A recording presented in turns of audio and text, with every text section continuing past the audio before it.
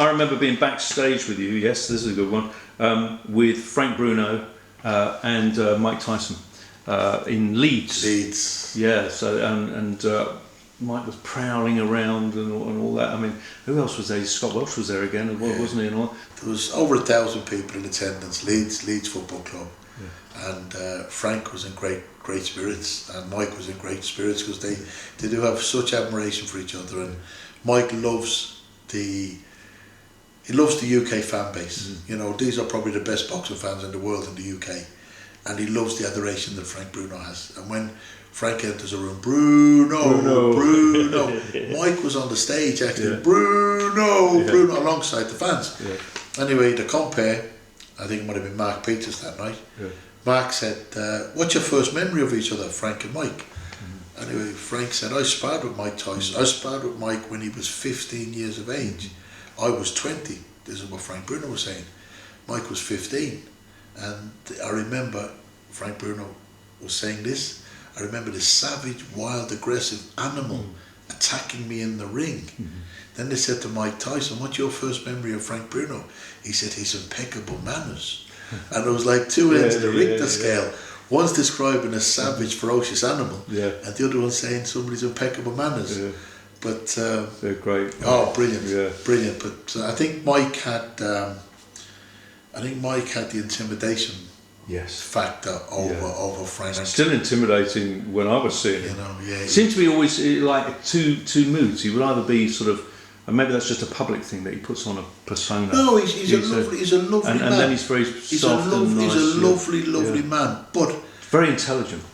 Very well read. Very well read man. He is a very intelligent man. But his victories sometimes in the boxing ring were won before the first punch was thrown. Mike had that. He had that intimidation. You know, he'd walk to the ring, the venom, the aggression. But outside of the ring, he was a lovely man. You know. I've got a question here from. This is a question from a subscriber of this channel.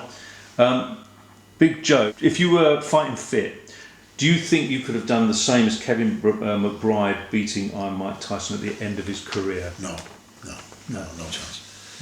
Take nothing away from Kevin. I was at that fight in Washington DC. And Mike was a shell of a man. At that stage, he'd fell out of love with the sport.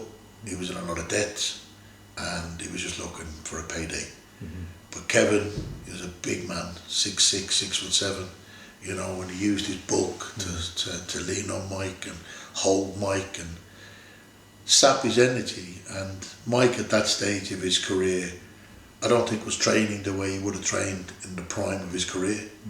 And I think he just lay down when he got the opportunity. What did you feel seeing him? But take nothing away from Kevin. Kevin beat what was in front of him, but it was a shell of Mike Tyson. Did you feel sad about that whole thing? Of course I felt sad. Of course I felt sad. You know, you're watching the fall of a great. A great you know, but sometimes in boxing, it happens. You know, you see a man on the decline, and they think that they can still do it. You know, their brain writes a check that the body can't cash. You know, in the mind of a fighter, they're the last one to know when they're beat. And Mike Tyson, in his mind, before the McBride fight, he probably believed he'd won last hurrah. But once the bell goes and you don't take them out with that first punch like you used to in your prime, and then you realise, well, I haven't trained for a 12-round fight, I haven't trained for a 10-round fight, and suddenly you got a 6'6", 6'7", 20-stone man leaning on you, putting his weight on your already drained legs. It's a very cruel sport. What did you feel about Mike doing this fight with Roy Jones and stuff like that? Did you like it? Did you watch it? What did you think of it? I think it's great for the sport. You know, I really do believe it's great for the sport because it gets publicity. You know, of people that probably wouldn't normally watch boxing. You know, there's front page news, whereas boxing is normally on back pages. You know, there's sports are on the back pages. It's like when Freddie Flintoff boxed. Front page news. And people say, oh, it's bad for boxing. I don't think it's bad for boxing. If you get front page news, what can be bad? So do you think Mike should fight? Who is the YouTube guy? that is fighting over Jake Paul. The talk about this Jake Paul. Yeah, do you think? Well, I believe when Mike fought Roy Jones, I believe Mike pulled his punches. Yeah. Right. I thought he won that. Yeah, of course he did. Yeah. He landed a body punch on Roy Jones. Take nothing away from Roy Jones. Yeah. Roy Jones, one of the greatest champions, 4-time champion of the world, but he'd never been hit by anybody like Mike Tyson. No. And Mike hit him a body punch early in the first round, and it took the wind out of his sails. But Mike respected Roy enough not to go for the kill. Yes. You know, and they went through the motions. They got themselves a nice payday each. There was a lot of money raised for charity. Yeah. And it got front page news around the world. Yeah. You know, and boxing benefited from it because people saw Mike Tyson in a different light. Yes. He wasn't the ferocious, savage, aggressive man that people sort of got accustomed to. Yes. He took the decision with dignity. Yes. He took the decision very nice with grace. afterwards, wasn't he? Yeah, he was wonderful. Yeah. And that's the Mike Tyson that I know. Yeah. You know, and friends of mine that have met him over the years at different events said, he's not what we expected, Joe. No. But I've seen Mike Tyson knock men out and then embrace them in his arms, cradle them, bring them round and care for them. Mm-hmm. And that's the great thing about the man, you know. He's savage when he needs to be savage. And it is a savage sport. But when he's not hitting, he's a nice guy. A couple of other favourites that I met, Roberto Duran. I met him now. You were at the NEC, I think, and you were there with John Barnes, footballer, and Ian Wright, and stuff. And Duran, I always thought was one of my favourite. Hands of stone. Yeah. Hands of stone. One of the great champions again. Because he doesn't speak any English, does he? Very little. Yeah. Very little English. But he let his hands do the talking, I suppose, in the boxing. What a fighter. But yeah, lovely man in a great era with Marvin Hagler, Sugar Leonard, and Tommy Hearns, Tommy Van Hearns, the four at that time. Funny enough, today I did a message today on the boxing forum about Mike McCallum, the body snatcher. Mike was a 3-time champion of the world, and we're talking about him being one of the all-time greats, and he just came after that era, and he didn't get the recognition Mike McCallum deserved. Yes. He was in the last 15-round fight in Madison Square Gardens, not the last 15-round fight of all time. Yes. And he fought an Irishman called Sean Mannion for 15 rounds in Madison Square Gardens. Yes. And after the 15-round war, Mike McCallum said, "I'm never going to fight another Irishman." A few years later, he fought Steve Collins in the 12-round war. And he said, "I'm definitely never going to fight another Irishman," because that's what we're renowned for, our fighting spirit. Absolutely. The Irish have a great fighting spirit. But you fought Steve Collins twice, didn't you? As a kid, growing up, I boxed Steve twice. How was that? At the time it was hard because he's a year and a half older than me. So when you're 11 and he's 12 and a half, that year and a half makes a difference. And when you're 16 and he's 17 and a half, that year and a half makes a difference. And he beat me. But the thing is, he went on to win 2 world titles. Yeah. So there's no shame in losing to a man like him. No. And he's my boyhood friend anyway, like, you know. We've had some great times over the years. And I got to film with him recently as well. Oh, did you? Because he does an actor. He does a bit of acting, same as myself. He's done a few movies, and we did a film called Once Upon a Time in London. Oh yes, another one. Steve's in that. He also done the Snatch movie. I didn't do the Snatch movie. I'm trying to think, what else have we done? We've done loads of after dinner speaking events together. Because Joe has a very successful career as a film actor. You've done some good movies, haven't you? How many have you done? Over 60 films. I've worked with 3 Academy Award winners. Yeah, you did the Sherlock Holmes, obviously. Done the Sherlock Holmes 1 and 2. And Russell Crowe, you probably don't know that Joe just did a film with Russell Crowe. Tell us about that. I've just finished on a film called Prize Fighter. Yeah. And Russell Crowe, Ray Winston. There's some great actors in the film. Yeah. And it's about the last era of bare knuckle boxing. Before it goes over to the Queensberry rules of boxing. Yeah. And they're talking about it being in the cinemas in June, July. Yeah. I believe the man that wrote the film was a boy called Matt Pearce. Right.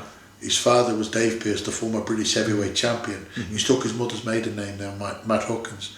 But Matt has wrote the script and he's acted in the film. And phenomenally talented actor. And held his own there with Ray Winston and Russell Crowe. And I believe the film's going to be a very... What was your favourite movie that you've done? You did, it was Freight, you did with Craig Fairbrass and all of that. Craig and Billy Murray. Obviously the big one was Sherlock Holmes, but you've done so many. Have you got a particular favourite? I've enjoyed them all, Liam, to tell you the truth. There's been fun on all the sets. Yeah. All the actors that I've worked with, all the directors that I've worked with have been very kind to me, very decent to me. Yeah. You know, they're all fascinated about Mike they love Tyson. the boxing, don't they? And all that, Yeah, I've been like when I worked the Sherlock Holmes film, the first Sherlock Holmes film. Rachel McAdams, who was in the film, and at the time she was getting ready to do Southpaw. She was reading the script for Southpaw, and she went on to win the Academy Award for Southpaw.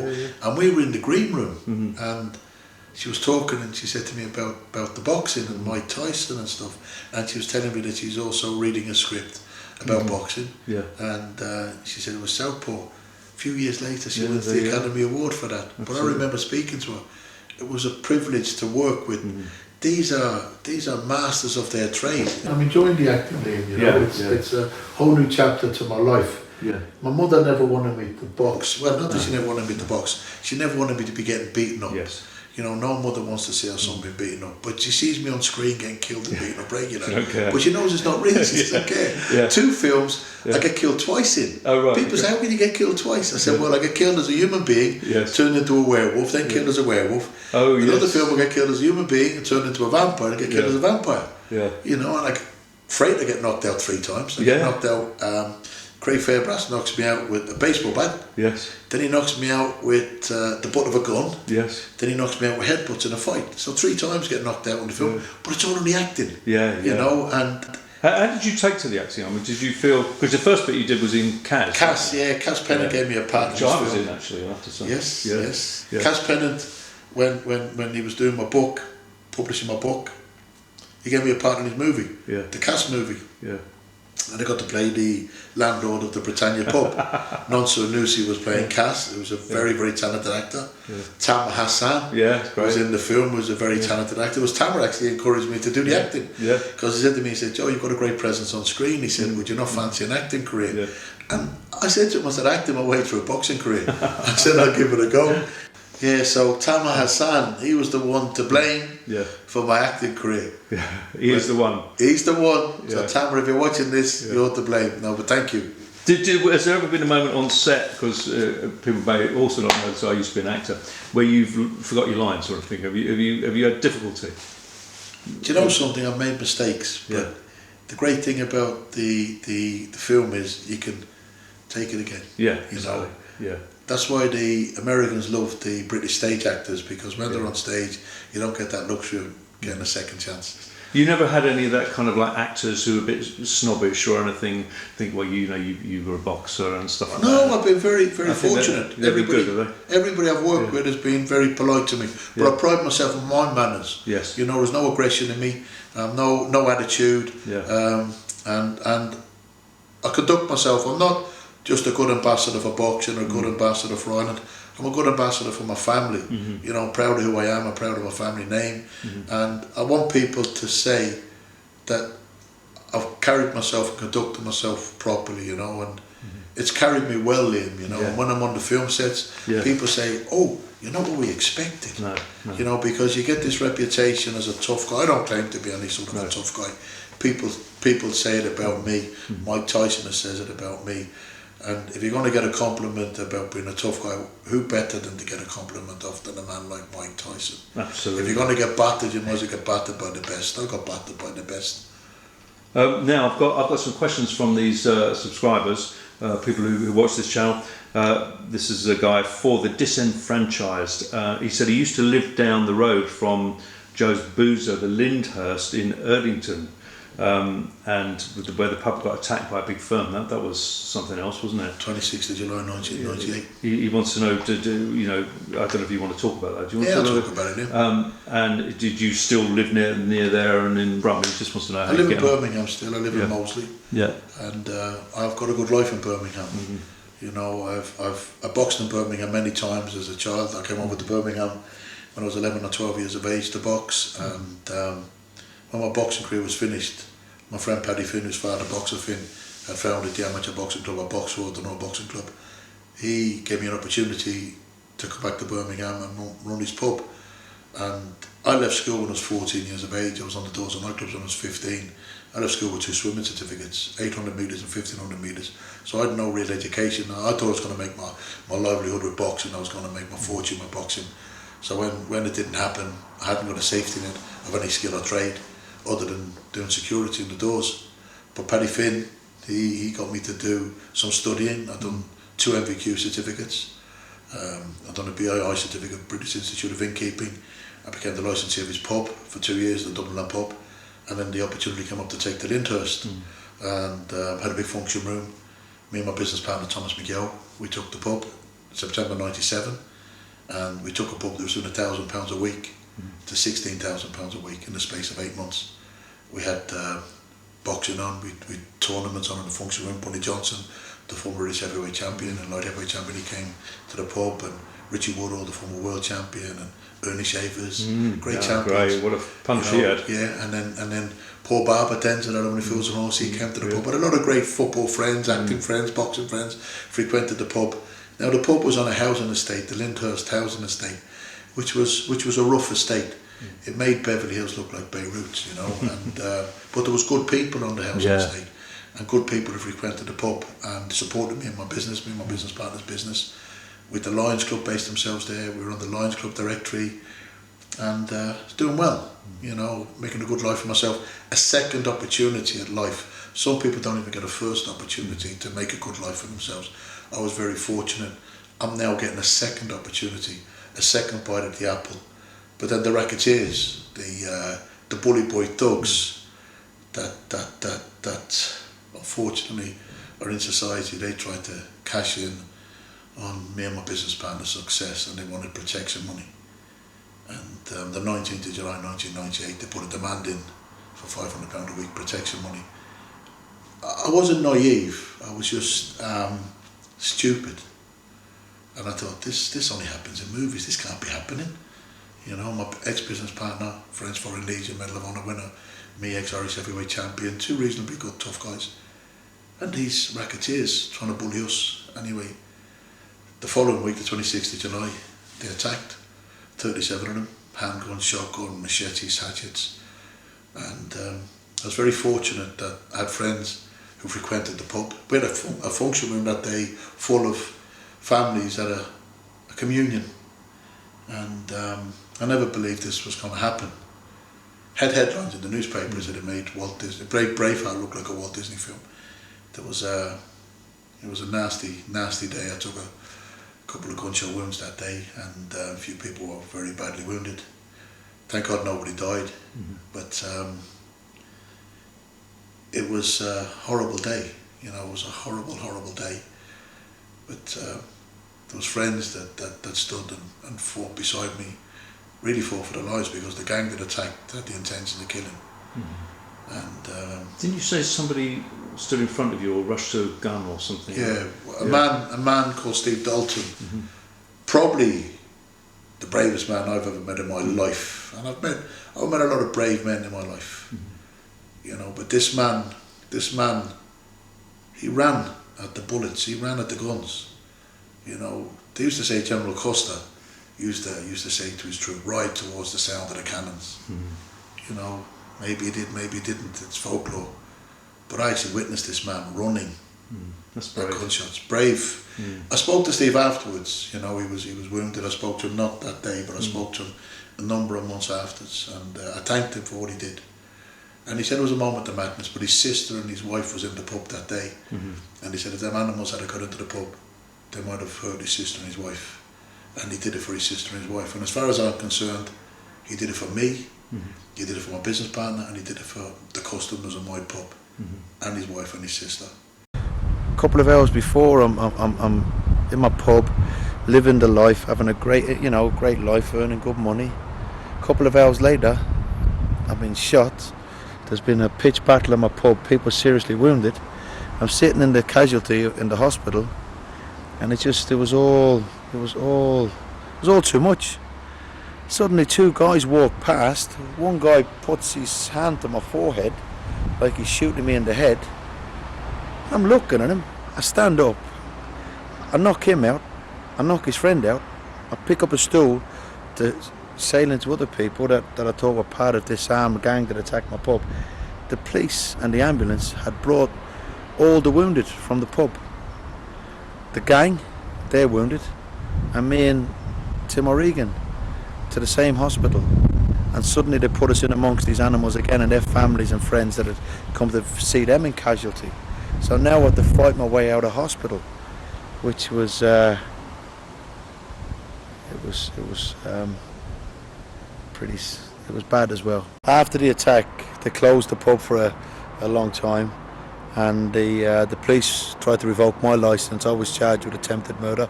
All I'd done was defend my home, my friends, my patrons, and my pub, and they tried to use me as a scapegoat. But we came back. We built the pub up again. So I was fortunate, like, with the support that I had from the customers and family and friends, and we made a go of it again.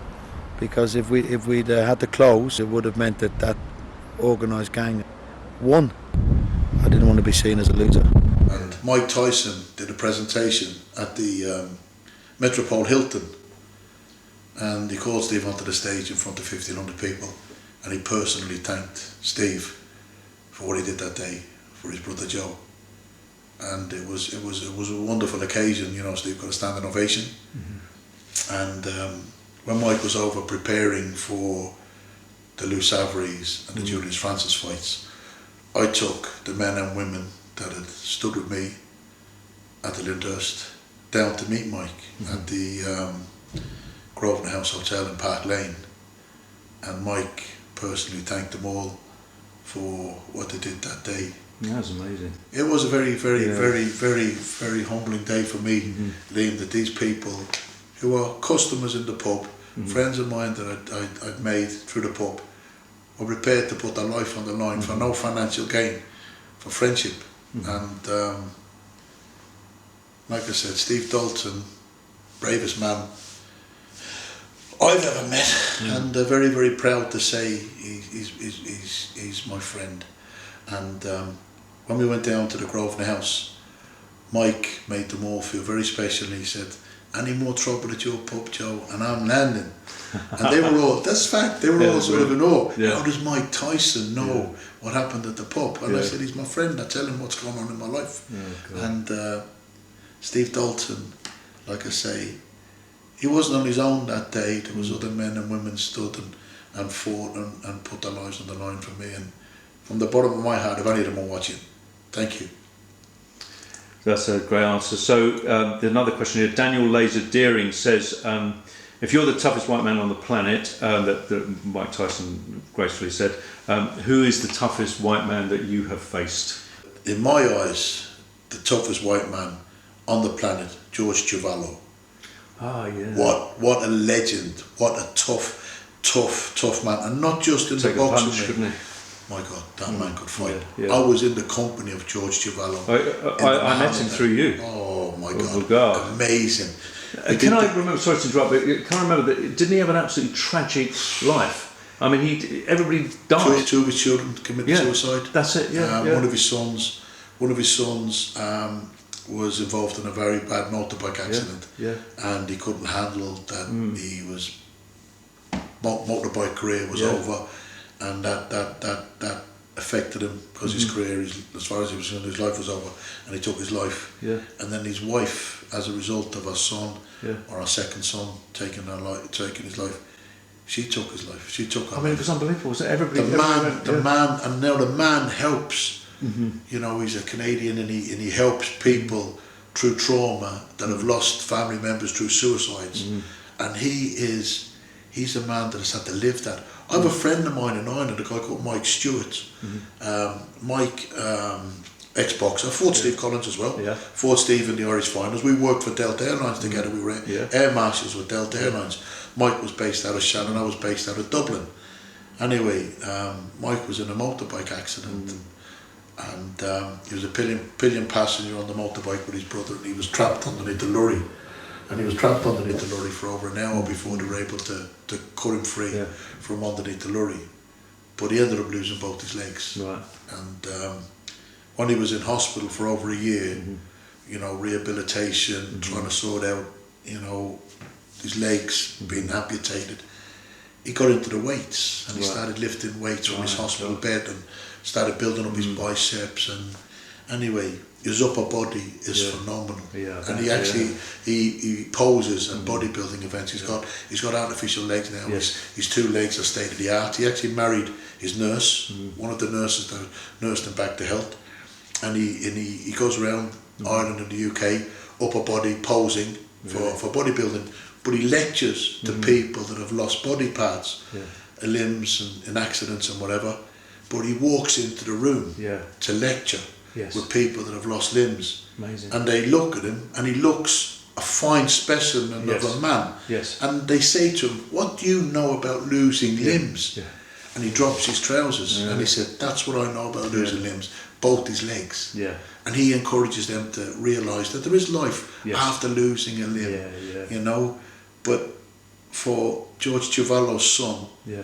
he couldn't accept that there was life after the motorbike career was took from him. And I saw you with, I filmed you with George Ciavallo, Tim Witherspoon, Tommy Morrison, was it, and Tony Tucker? Tony TNT took, yes. Yeah, I mean, that was a line-up, wasn't it? Brilliant, absolutely Well, brilliant. what was Tommy Morrison like? Because At that stage of his life, he was very ill. yeah, You know, he was a bit tetchy. He wasn't tetchy. He was a bit sort of. He was off, a lovely man, Yeah. and had a phenomenal career, Yeah, amazing fight. amazing career, champion of the world. Yeah, Went into the acting. He was John Wayne's grand-nephew, Yeah. or great-grand-nephew. Rocky and all Rocky, that. he played Tommy Gunn Yeah, in the yeah. Rocky film. Do you know I love that Rocky fight? Yeah, I'm a big fan of- phenomenally talented fighter. I was in some great fights. George Foreman, he was in with the Ray Mercer fight. He lost the Ray Mercer fight, but phenomenal left hooker, like he's power punching. But then he got very ill. Yeah. People say it was the HIV virus. I'm not too sure Yeah, what it's a mystery, took isn't him it? out. I don't know what took Yeah. him out. Yeah. But when we did the shows together, he'd only had a few years left before he passed. Yeah. And his skin wasn't a healthy colour. No. You know, and his size wasn't there. Like he was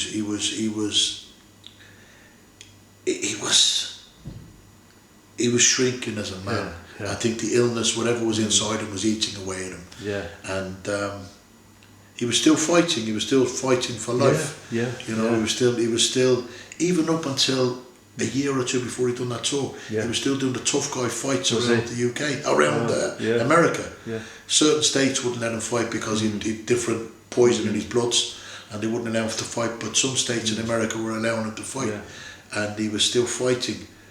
But So many champions that you've been with. Yeah, Joe Frazier was another one, wasn't he? That we saw amazing. That Great I man. met Great with man. you. You know, great man. Such a joy to meet all these people. Just what an experience. You know, it's been just fantastic. It's a privilege to be in these men's company. Like I say, every fighter dreams about becoming a champion of the world. I wasn't good enough. I wasn't anywhere near good enough to become a champion of the world. I fought world champions, and it was an honour to share the ring with them. But then to get to share the top table with these great champions, and to get applauded into the room alongside them, and to be able to say that these men and women, these great women world champions, are my friends. They love you, don't they? You know, I get on great with everybody, Liam. Yeah. I'm not throwing bouquets at myself, but I pride myself on my manners, and I love having a laugh and a joke. I do tell people there's thousands of languages in the world. We all speak different languages, and sometimes we don't know what people are saying, but we all laugh in the same language. And I love having a laugh and a joke.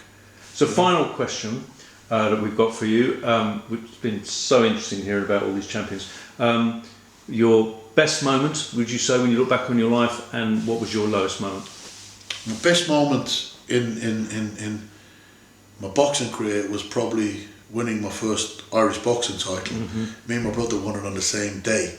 I won the under 19, and my brother won the youth title. And it was That's a proud moment. oh, brilliant, absolutely brilliant. You know, we had great excitement in the town, but we're from Ringsend in Dublin, you know, and it was just wonderful. The two brothers winning the Irish title. What about in your personal life? Did you think there was, like, you know, amazing friendship, or I don't know, what would you think was stunning? I've had some ups and downs in my life, you know. But I think you've got to experience the lows to appreciate the highs. And if you look at a monitor in the hospital, When it flatlines, Yeah. you're dead. Yeah. When it's peaks and Yeah, troughs yeah, and peaks and troughs, your heart's beating, and that's life. Yeah. Ups and downs and ups and downs. And I've had a lot of downs, but I've had a lot of ups. Yeah. And at this moment in time, I'm in a good place in my life. You Fantastic. know, my health is good. Yeah. I don't drink or smoke. I take drugs. You know, and I'm very fortunate that I've got a job. You know, there's a lot of people out of work. Yeah, I know. It's There's been a lot a of tough people. couple of years for people. Yeah, the COVID has affected a lot of people's livelihood. I've been very, very fortunate. God rest the people that have died through COVID. You know, I've come through it. My mum and dad have come through it. Great. And my brothers and sisters, my cousins. I haven't lost any family members to COVID. No. I've lost some friends. Yeah. I've lost some friends, and God rest them. But I'm very fortunate, Liam, that I'm getting a third bite of the apple. Like I said, to get one bite of the apple, you've done well. Yes. You know, that was my boxing. To get a second bite of the apple in the pub trade, I've done well. But unfortunately, I had the trouble and things went downhill. But now a third bite of the apple, my acting career. Yeah. You know, so I'm very, very fortunate at 56 years of age to be still wonderful things happening in my life. You know, I'm not over the hill yet. I've still got lots of wonderful things that I'd like to do. And now they're talking about making a movie about my life. I know it's been talked about for a few years, but the COVID They take time. They take time. Listen, I remember reading an article about the Dallas Buyers Club. And Matthew McConaughey's one of the greatest actors on the planet. I love him. His name was attached to the film, and it still took 7 years to go from script to production. You know, and that film with his name attached to it. So my film, my life, it might take 7, might take 10, might take 12, might take 15. But the fact that they're even talking about it is wonderful. And please God, it happens. People say to me, "Who would you like to play you in the film?" I said, "I don't care as long as he's good looking." No, but I have a wish list of actors that I would love to be in it. And the fact that if it gets made, it'd be amazing. And I dream about walking that red carpet premiere with my mother. That'd be something, wouldn't it? Oh my God, Liam. To walk a red carpet premiere in Dublin with my mother, you know, she's still with us. So I was going to ask you as a final thing, your dad, is he all right? Is he okay? Good. He's good. He's a character. 84 now. He's 85 in April. The 24th of April, he's 85. He's suffering a little bit with the dementia, but he's good some days, not so good other days, but he's still here. And I worship the ground he stands on, Liam. You know, I love both my parents with all my heart. All of them, they made me. You know, and all I ever wanted to do is do them proud. You know, I've let them down a few times in my life, but I'd like to think that I've redeemed myself many times, you know. And he's a larger than life character, isn't he? I remember. Oh, he's hilarious. I remember the time with the book signing with Mike Tyson, and he and Mike were getting on fantastic. Oh, Mike loves him. Mike loves him. They've been great mates. They've met in America many times. Because my dad lived out in America for lots of years, worked in America. You know, Ireland's greatest export has always been its people, you know. And my dad came to the UK to work when he was 17. Then he went out to America to work, and my mother went to America. She didn't like America. She came to the UK. She didn't like the UK. She's a home bird. She just loves Dublin. But he worked all over the UK, worked all over America. But when he used to come home, he came home enough times to make 7 children with my mum. So he came home enough. But thank God he didn't come home more times. There'd have been double the amount of us, you know. But he's a character. But Mike has got drunk with my dad many times, and funny, just hilarious to watch the two of them. And there was loads of write-ups in the Irish newspapers about Mike and my dad partying, and you couldn't make it up, Liam. You know, it's just comical. You know, but my dad has worked all over the world, and he's drank. My dad loves to drink. That's why he doesn't understand why I don't drink alcohol. He can't understand it. I'm his eldest son, and I don't drink. He's tried his best to get me to drink with him. Had a Guinness with him when I was 16, and I didn't like it, you know. And he's tried his best to get me to drink, but he's worked all over the world, and he's drank with everybody: the Sikhs, the Russians, the English, the Americans. Any excuse for him to have a drink, you know. And we were out on Sunday, just gone. Oh, fantastic! We were out yesterday. What What day is today? Tuesday? Yes. Sometimes, Liam, I regret having that last fight. I do forget what days it is. So, Sunday, we were out in Cleary's pub on Sunday and got him on the video dancing to the fiddle, the Irish fiddle player. And my dad up dancing, 84. And he's great crack. He's great fun. Yeah. You know, but he's an old school tough guy. Yeah. You know, and please God, the dementia doesn't take him completely. You know, we're losing him a little bit every day. But the days we have him, and he laughs and jokes, and we travel down memory lane, and he's still alive, which is the most important, you know. So finally, have you got any advice for people out there who might be having a tough time at the moment? You know, just to, you know, what do you think? What would you say to them? I believe that there's light at the end of the tunnel for us all. You know, I've experienced so many bad times in my life, so low on many occasions, but I've pulled through. You know, and I'm so glad that I did pull through. You know, there's some people that I've known that didn't wait for that light at the end of the tunnel. They took their lives. God rest the ones that have. But I do believe that soldier on. You know, fight on.